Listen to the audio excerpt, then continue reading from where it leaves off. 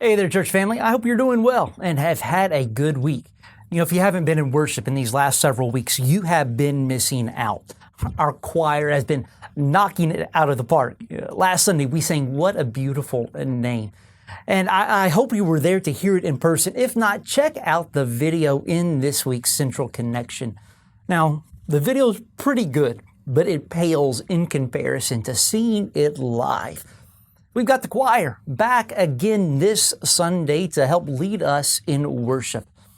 I've jumped back into my sermon series on the Gospel of John, and I've heard some pretty good feedback on how convicting these recent passages have been.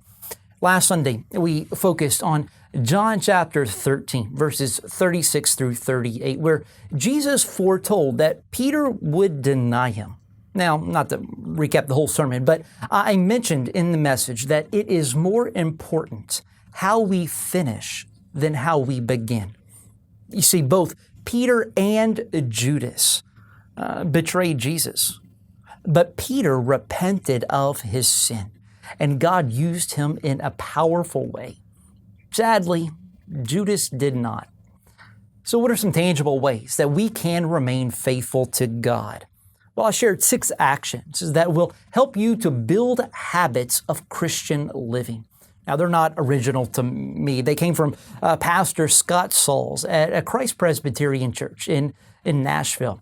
And they're this. 1, be in church every Sunday. 2, be in the Bible and in prayer every day. 3, be invested in Christian friendships.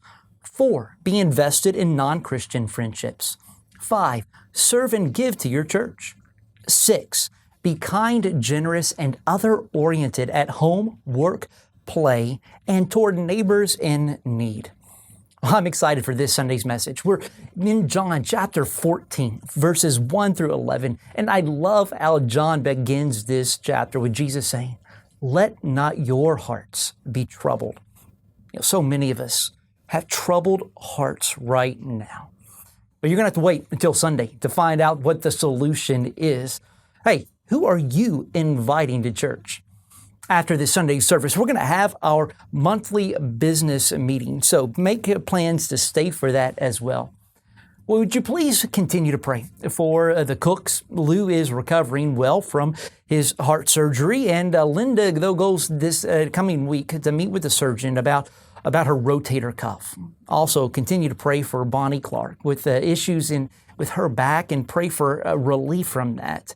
Lift up the Curtis family in prayer in the passing of Randy, and especially for Kay as she grieves the loss of her son.